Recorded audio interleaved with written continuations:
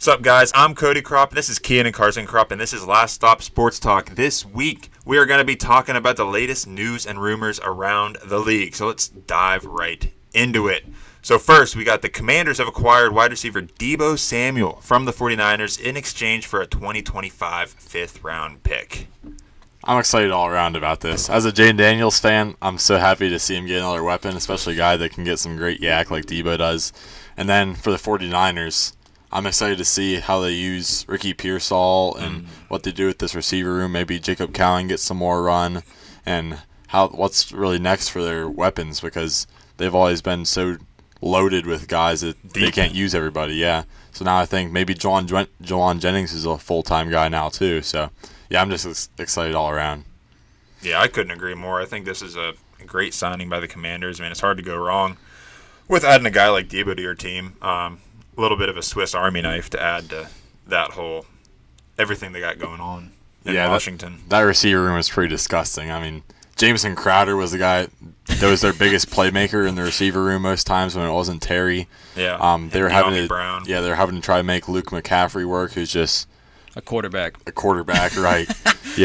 De'Ami Brown, right? Olamide Zaccheaus was one of their big playmakers as well. So this is great for Jaden. Yeah, Deebo Samuel's one of my favorite players of all time, just with how he changed the game, how he's been just an icon for players, the Yak King, the guy who kind of started this whole revolution in the Kyle Shanahan offense. And to see him move to a place with a quarterback who is uprising, who we all believe in Jaden Daniels, I'm super excited to see this. And it's honestly a pretty good deal for Washington. They only had to give up a fifth-round pick this year, and they're only paying him $17.5 million for this 1 year left on his contract that he signed with San Francisco back in the day.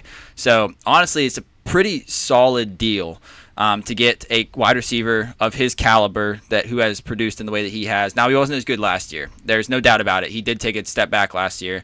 But he just brings a talent to the Commanders that they didn't have. Like, basically, it was Terry McLaurin and, as you guys said, nobody last year. They didn't have anybody to make it easier on Jaden Daniels in the short area. Basically, all they could do in the short area was just Jaden Daniels runs it. And if there aren't any scrambling lanes open, I feel like Deebo is able to now come down short, make something happen, take some pressure off of Jaden and his legs, maybe help Jaden avoid some hits. And I think this is just a really, really good move, and I'm looking forward to watching this for sure. Yeah, Jaden Daniels and the Commanders are one of the best at getting the ball out quick. It's like 1 step, 2, 3 step hitch or whatever, and dump it off, and I think that's going to be great for Deebo because he's getting old, slower. He doesn't have to run these complex and 10-yard, 15-yard routes that he was having to do with San Fran. He can just a little screen, little slant, whatever, just get the ball in his hands, and that's going to be great for both sides of the party here. Yeah, Andy doesn't have to worry about being a one. Yeah, very true. Yeah, so that takes some workload off of him. Don't have to stress him as much. Moving on to the next one, the Rams, The Rams and quarterback Matthew Stafford agreed to a contract restructure to keep him in LA for at least the 2025 season. And his previous deal had only about $4 million in guaranteed money remaining in 2025 and no guaranteed money left in 2026. The details of his restructured contract are unknown at this point. I didn't know about this. I didn't know that Stafford was livid with his contract situation until they started talking about it a few weeks ago. I had not looked into his contract to see that he had like zero money left remaining guaranteed. Honestly kind of a dick move, because with a quarterback of his stature, of his famousness, if you will, what he's put on the field, he definitely proved that he deserves more money than this. I mean, he is 37 years old. So yes, he's getting older, but everything that he's done for the Rams has been great. Like, he hasn't had a bad season on the Rams. And you just heard about all these teams that wanted to go out and grab him. Like, yeah, we'll go pay Matt Stafford. If you guys aren't going to, if you guys are going to be stupid and not pay Matt Stafford, we gladly will. So I feel like this is definitely the right move for the Rams.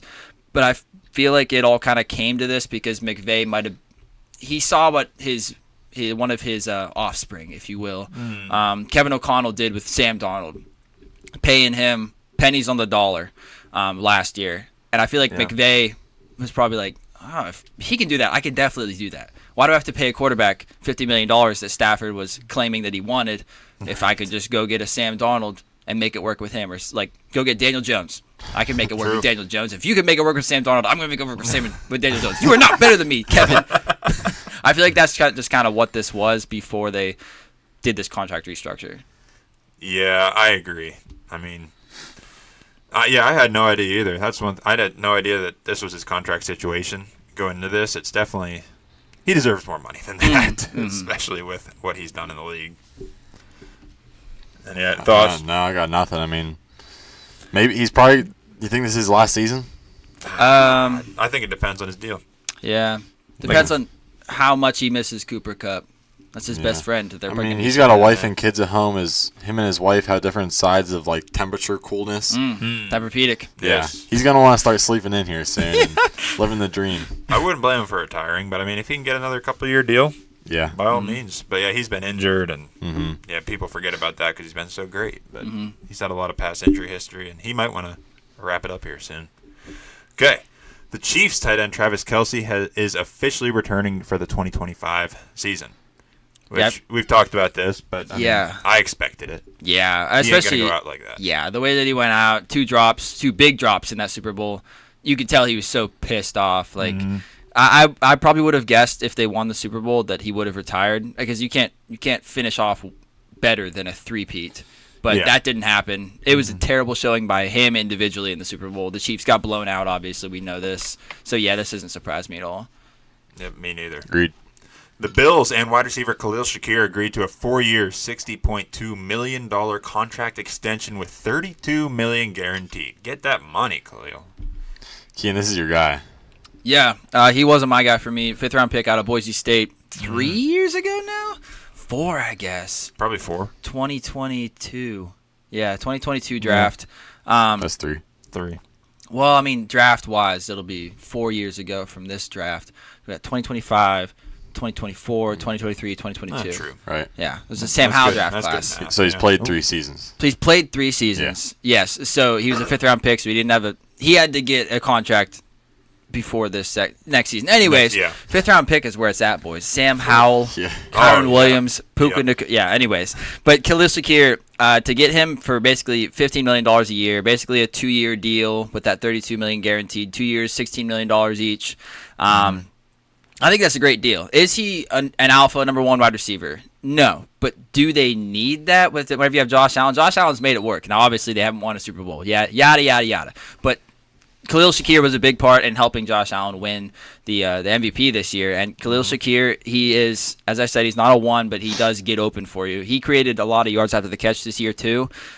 Just a very good slot receiver that I feel like, with what receivers are going for now, to get a separator for $16 million a year, that's a pretty damn good deal.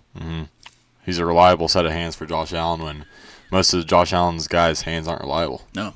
Amari Cooper, Keon Coleman. MVS was there this year. Yep. Brother. Yeah. No, I think this is huge for the Bills specifically, just because it's proven that he's a proven part of that system, and he's like slotted himself into a known, reliable role for Josh Allen. Would it work other places? I don't know, but it works for the Bills, so get him. Sign him. Makes a lot of sense to me. The Bengals plan to franchise tag wide receiver T. Higgins per James Rabian. Whatever. Sure. The Bengals director of player personnel, Duke Tobin, says that wide receiver Jamar Chase will be the highest paid non-quarterback in the NFL when his deal is finalized, per Ari Murov with My Sports Update. The Patriots are not expected to pursue wide receiver T. Higgins and will instead feel out the wide receiver market, per Chad Graff. New England is looking to bulk up on the O-line and D-line in free agency. So a lot there. But first, what do you guys think of the Bengals franchise tagging T? Yeah, I've been saying this for a while now, but I thought that T. Higgins is going to come back to the Bengals just because it's gone on for so long. Just like Brandon Ayuk, if this has gone on for so long, then both sides clearly want to be there. So, but as for the franchise tag instead of a contract, that's terrible for T. Higgins because he's had injury problems his whole career, and if they just keep pushing him, put him on the tag, do this, that, then he's not going to get a contract. And if I were him, I'd be worried that I'm going to have a serious injury sometime, never get paid, and he just doesn't have that security that he would have with a contract. Is this his first tag? No, he's tagged last year. Okay, so this is the last time he can get tagged. Yeah. So the franchise tag for the wide receiver in 2025 is worth $23.959 million. That's a steal. That is a steal. If he went somewhere else, he could probably get 35, 40 million on a needy team. On a 35. Team, yeah. 35's high. Top of I think he'd get definitely 30 over. plus. Yeah, 30 Easy. plus easily, for sure. Yeah, it does kind of suck for T, but if the Bengals can pull it off, that guy. Hopefully he gets a signing bonus or something. Oh, jeez. Like some type of extra money. I think, and then next, Jamar Chase being the highest paid non-quarterback in the NFL. I've heard him asking upwards of $40 million. What do you guys think? What do you because Justin Jefferson gets paid $35 million a year. What are you guys' opinions on Jamar Chase passing him and earning the most money for a non-quarterback in the league? Now, I know that they did just raise the salary cap up to $279 million, up from $255. So I guess it's all inflation is real. But what do you guys think? Yeah, I think he's going to reset the market. I bet you he gets 40, maybe over, because he's proven this year and the last years that he is the best receiver in the league. Not only talent-wise, production-wise, but injury-wise too. This guy just doesn't get injured. He's a pinnacle of health. He's a unit. Justin Jefferson had injuries and he was less productive. And I mean, he does have Sam Darnold, but Jamar Chase and Joe Burrow are elite together, and I think the Bengals need to do whatever it takes to bring him back. I tend to completely agree with that. Let's all think back to before the season. Remember whenever Jamar Chase was sitting out, he didn't do anything all of training camp. Yeah. We're like, he don't need to. Yeah, this guy. Yeah, exactly. This guy is the best at sitting out that I have ever seen. Yeah. This guy sat out his entire junior season. That was that COVID year. He just I'm just gonna opt out. He's gonna train myself. Then he got drafted 5th overall by the Bengals. Mm-hmm. They're like, he couldn't catch in the preseason. Everybody's like, oh man, this guy hasn't played football in a long time. He's gonna suck. And then he had an amazing season as a rookie. And then he just sat out for contract dispute this past season. And then he basically bet on himself. Yeah, if Saquon didn't do what he did, he would have easily been but Offensive Player of the Year. So. Definitely. This guy knows what he's doing. I don't know what he does in the offseason, but what he does is awesome. Yeah. Yeah, that's he's so young too. Yeah.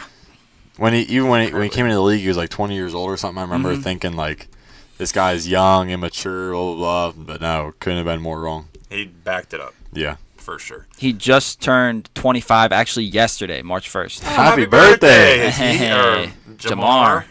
Jeez. Wow. Oh my gosh. That's crazy. The Packers have had trade conversations involving corner Jaire Alexander, and they're open to moving him for the right price per rap sheet. Yeah, go ahead and talk about what the Packers are, because the Packers are in the trade market for a lot of guys right now. Go ahead and mention the next one too. For sure. The Packers have a trade offer on the table for wide receiver DK Metcalf per Seattle beat writer Corbin Smith, NFL.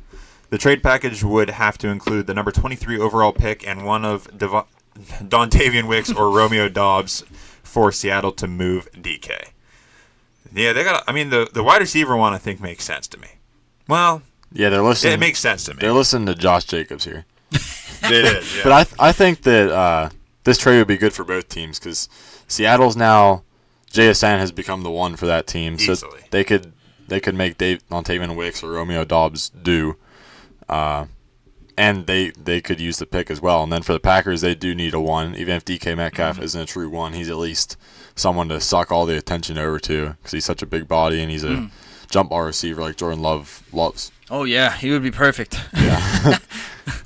As far as getting rid of Jaire, I don't know what they're thinking there, unless it's like a contract thing or money it's thing. It's a contract thing. Yeah. It's a money thing. He's also just he regressed this past season. I mean, we've talked about it so many times, but it's so hard to be a corner in the NFL, to be consistent. Mm-hmm. It's just amazing what Sauce Gardner did his first 2 years in the league, how great he was as starting out. Because this past year, he sucked again. Yeah. So, it's crazy hard to be a corner because the wide receivers just keep getting better and better and better. I saw that Packers were kind of okay with making these kind of trades, a DK Metcalf / Jaire Alexander trade, because they feel like if they would trade away their first round pick to get DK Metcalf, they feel like they could get a first round pick back for Jaire Alexander, which that's not going to happen. No way. That's not going to happen. I think the max they could get for Jaire Alexander would maybe be at the highest, maybe a second, by itself. maybe you get like a third and a fifth or something. But as with what Jaire Alexander has been doing, I mean, like as far as he hasn't been able to stay healthy, he hasn't been as good as he used to be, that lockdown corner. So I feel like they're kind of dreaming here. Yeah. But because if they trade away Jaire and they don't want to pay him, which like, okay, I understand that. But then you're left with, you don't have any corners. You don't have any good corners that did anything last year. So then you're really putting yourself into a pickle and forcing yourself like, okay, well, I guess first round, we got to draft a corner. Yeah. But if you don't have that first round pick because you trade for DK Metcalf, it's going to suck. If they can get a first and one of like Dontavian Wicks or Romeo Dobbs for DK, that's unbelievable. I know, yeah. I mean, you're getting. I know Devontae Adams now is DK's kind of taking a step back, so it could be similar. What Devontae Adams? They got like a fourth conditional third or third conditional fourth, something like that. I think so. It wasn't a second. Like, how were they going to get a first for DK? I think that no disrespect, right? But like, yeah, you aren't trading. There's no big names trading for first round picks lately at all.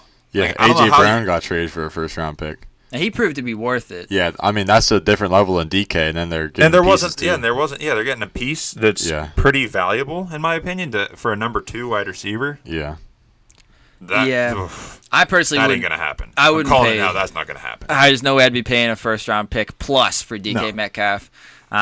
In my mind, he's always been kind of he's limited in things that he can and can't do. He is very good at what he's good at. He is a jump ball receiver. He is a speed guy, get down the field. But like if you want him to at all stop, cut across the field, he's gonna tear his own LCL. Yeah, like you're saying, the question is he a true dominant, do everything wide receiver one? The answer to that is no. It doesn't seem like that. I don't think I agree with you. I don't think that's ever been his game. No, it hasn't been his game. No problem with that, but I don't think you build your franchise around a DK Metcalf. If Jordan Love's going to throw a lot of picks, DK Metcalf can run down the defensive back. You're right. Stop him from getting that's true. pick That's six. probably why they're thinking to sign DK. They're getting a jump ball receiver and an extra defensive guy. Yes. When Jordan Love throws 4 interceptions. That's probably why Seattle hasn't accepted the trade yet. Cause you're like, we still got Geno Smith at quarterback. We got Sam Howell on the wing here. This guy can throw picks. I see a lot of picks in our future here. Browns head coach Kevin Stefanski on Myles Garrett. This is what he said. I think the world of Myles. I expect Myles on our team this year, then the year after that, and the year after that. He's part of our present and a part of our future. And Myles Garrett is unwilling to negotiate a contract extension with the Browns, per Mary Kay Cabot. His agents have slammed the door shut on any discussions. Also, some people, in quotes, are saying Eagles GM Howie Roseman is willing to move on from some starters to make a big swing for Browns defensive end Myles Garrett, per Diana Rossini. Yeah, I mean, if the Eagles do it, that would, of course, they would do it. That would be my reaction. Of course, they sign Myles Garrett. Just add on to that team. Just because Howie's the best GM in the league. Yeah. I could see a situation where, I mean, I haven't looked at Eagles cap space and see what they have, but they'd have to obviously pay Myles Garrett. But if you're a team that's making a run and you're short on pass rushers, like Carson's talked about the Commanders possibly being a contender to go get Myles Garrett, do it. Go get him. This guy's when do you ever have a chance to like trade for an edge rusher in his prime? Mm-hmm. Yeah, are you gonna have to pay him a lot of money? Yes, but does he deserve it? I would say that he does. Yeah. I mean, this guy is still somewhat young. I mean, relatively. He's not a rookie anymore. He didn't fall off the turnip truck yesterday, as our dad likes to say. But when can you ever draft or trade for a Myles Garrett caliber? This guy's probably going to be a future Hall of Famer eventually one day. An edge rusher of this caliber, never. You can't ever do this. So if you send the house. I know the Commanders have a ton of cap space. I said, I don't know about the Eagles. Just do it. They probably somehow do, too.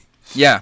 Yeah, obviously, we're Steelers fans, so, I'm not the biggest fan of Myles Garrett, just because rival. But, I'm happy that he reportedly slammed the door shut on the Browns. That's what he needs to do at this point. Get out of that garbage can and go to a team where you can win. He's so good at football. Yeah, it's only so often the true game wrecker of this caliber comes up in discussions like you guys said. And I've seen lots of mocks of them trading Myles and then drafting Abdul Carter at the number 2 overall as their next big edge rusher. Which is, it's very possible. I don't know if I see it that way, but I do think because Myles is so tunnel visioned right now, I think he is going to end up somewhere else, and they're probably going to have to give up a lot for him, but I think it's going to happen. Like, if you're the Browns, what could you possibly tell him that could make him feel good about the future? It's like, hey, Myles, look at our not our quarterback. Or at least our wide receivers. No. Nick Chubb. He's not. Well, we have the number 2 pick. Yeah, we have the number 2 pick. In a bad draft class for quarterbacks. There's no way that they could possibly talk him back into over at this point. No, their only shining star is Kevin Stefanski, won Coach of the Year a couple times. And obviously his relationship with Kevin Stefanski must not be great, because if you have a great relationship with the head coach, this would never happen in the first place. So. Correct. Mm-hmm. And then one more report out of Cleveland that was reported by Adam Schefter. He reported that he said this: the thing that I feel most comfortable and confident about in this draft is the Cleveland Browns at pick number 2 will wind up taking a quarterback. So that just adds on to that Browns thing, kind of what you just said. But coming from Adam Schefter, I mean, he's plugged in. Yes. He's legit. This is shocking to me. Because if I do a bunch of mock drafts, like we say we're going to do mock drafts later in the year, and we're just going to pick a team and we're going to, mock them out and say they're going to do this with that pick, they should do this here. If I were to do a mock draft with the Browns 5 times, I think 0 of the scenarios end up with me taking a quarterback at the number 2 overall pick. Yeah. I would trade the pick back and get more pieces and take a quarterback later if I want a quarterback. Yep. Especially in this draft class. Yeah. You're forgetting one key thing. This is the Cleveland Browns we're talking about. The Browns are going to brown, you're right. But brown their pants. Yeah, I'd like to know where Adam Schefter is hearing this from. If it's like an inside source or just like other GMs rumor talk or what, but or maybe in Indy this week, Andrew Barry just got really drunk and just started talking to Adam Schefter like, "We're taking a quarterback number 2." Adam Schefter is actually just like, like a swamp donkey. Yeah. And like go to the bar and like act drunk to like drunk people. Yeah. He does that but for reports. He acts drunk with like all the GMs and everything to get the reports, but he's actually not nice drunk. And loose. Yeah. But he's sober as can be because he's remembering everything, taking mental notes, and he's wearing a wire for sure. Yeah, for he's sure. He's got a guy in a van outside typing out everything that every GM's saying. He's got a scribe, Yeah. I think that like you said, what we've seen, how we've seen rookie quarterbacks be successful, especially rookie quarterbacks that we don't really think are as good, is whenever they go to a good situation that is already built there first. Like you look at Jaden Daniels, at least he had the coaches figured out. Maybe he didn't have the pieces around him, but Jaden Daniels is just way more talented than anybody else in this draft class. It's not even close. We saw Bo Nix succeed this year. He had Sean Payton there to help him along the way. You feel really like there's no. I see where Myles Garrett's coming from. I don't feel good about Kevin Stefanski being put with any quarterback. Yeah. Like if you're drafting a quarterback, it's like, Myles, once I get me my quarterback, we're gonna get this team figured out. It's like, Kevin, you're not gonna do shit. There's no way. Like I don't think that it's gonna. The quarterbacks in this class are not gonna succeed in Cleveland. Not in a situation like that. Most of them are gonna need help around them, and Cleveland is not one of those places that has that set up already. Not at all. Right. Okay, thank you guys for listening. Catch us on our next episode, and we got more good stuff coming down the pipe. We'll see you then.